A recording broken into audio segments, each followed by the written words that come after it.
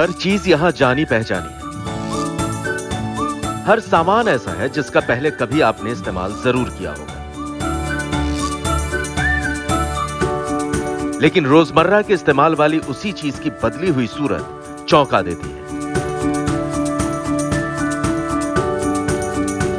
कोई कह सकता है कि यह कबाड़ से किया गया जुगाड़ है, लेकिन जो जानते हैं, समझते हैं, उनके लिए यह आर्ट है, एक कला है जिसका चलन दुनिया भर में बढ़ा है। आज स्क्रैप आर्ट की एक एक पीस की कीमत हजारों में नहीं बल्कि लाखों में है। घरों में अरसे तक इस्तेमाल किए जाने के बाद बेकार हो चुकी ऐसी चीजें जिन्हें आमतौर पर फेंक दिया जाता है या कबाड़ी को बेच दिया जाता है, उनसे कलाकृति बनाने का काम करते हैं जोधपुर के अजय शर्मा।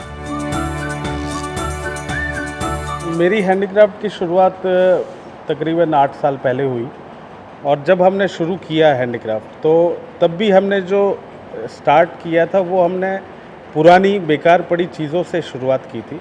पुरानी जीन्सें होती थी, उससे हम प्रोडक्ट बनाते थे, पुराने ब्लैंकेट्स होते थे, और गेहूं और शक्कर की जो बोरियां होती है वेस्ट, या दरियां होती है पुरानी, उससे हम प्रोडक्ट बनाते थे। और हमने इंटरनेशनल फेयर्स भी काफ़ी किए। हमने यूके फेयर किया, सिंगापुर किया, हांगकांग किया, इसके अलावा हमने जर्मनी फेयर किए। लेकिन इस पुराने कबाड़ की चीज़ों को लोगों को एक्सेप्ट करने में समय लगा। तकरीबन 3 फेयर मैंने किए, और उसके बाद धीरे धीरे ये चीज़ें चल निकली।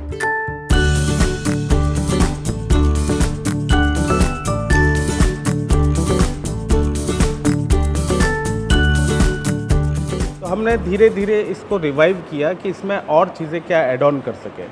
तो फिर हमने कुछ साल पहले ही ऑटोमोबाइल फर्नीचर की शुरुआत की। पुराने जो लूना होती थी, स्कूटर होते थे, टैक्सी होती थी, एम्बेसडर कार, उनको काट पीट करके हम फर्नीचर बनाते थे। तो जब हम वो गाड़ियाँ खरीदते थे तो उनके अंदर के इंजन और पार्ट्स भी निकल जाते थे जो हमारे लिए वेस्ट था। तो फिर उसके बाद हमने 2-3 साल बाद सोचा कि क्यों ना इसी से भी कुछ शुरुआत की जाए। तो ऐसे करके ये चेन चल निकली, और आज तकरीबन 40 देशों में एक्सपोर्ट है मेरा।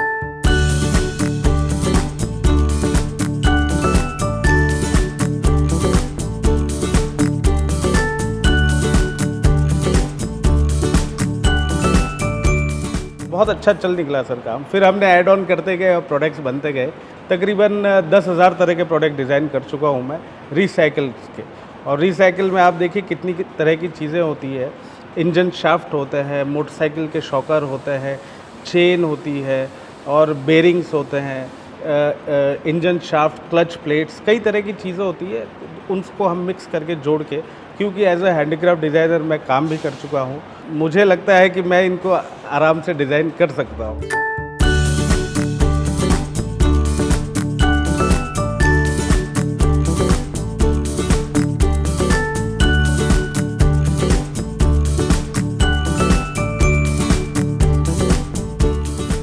अभी हमने मिडिल ईस्ट कंट्रीज़ में भी एक्सपोर्ट किया है। तो इन प्रोडक्ट्स को अब लोग एक्सेप्ट कर रहे हैं। और कुछ क्या है कि जैसे आज ग्लोबल वार्मिंग और इस तरह के मुद्दे जो बहुत ज्वलंत मुद्दे हो चुके हैं, तो बाहर लोग बहुत अवेयर है इन चीज़ों को लेके, एनवायरनमेंट को लेके। तो वो इन रिसाइकिल चीज़ों को एक्सेप्ट कर रहे हैं कि रिसाइकिल से हम इस तरह की चीज़ें बना सकते हैं। तो मैंने जब एक काउंटर बनाया था, बार काउंटर, जब सबसे पहली बार मैंने वो बनाया तो मुझे लगा कि कुछ बहुत डिफरेंट चीज़ बनी है। और जब वो हमने अपने बायर से शेयर किए, फ़ोटोग्राफ, वीडियो वगैरह शेयर किए, तो उसकी सबसे बढ़िया मेरे को सेल मिली।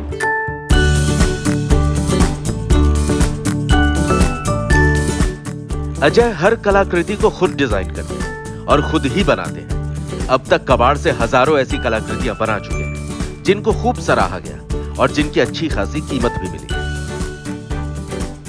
उनके काम और उनकी कला को बाजार तो मिला ही है, सम्मान भी बहुत मिला है।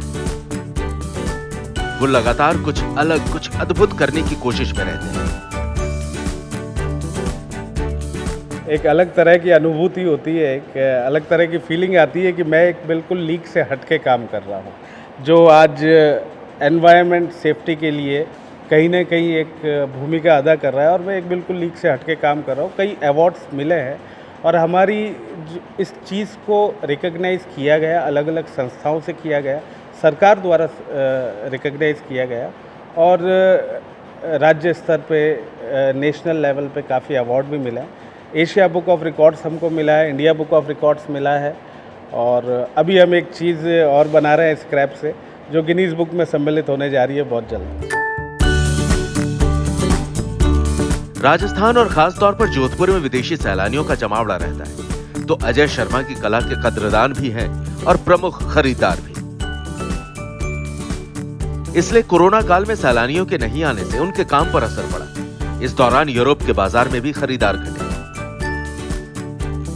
लेकिन अब धीरे धीरे चीजें पटरी पर आ रही हैं।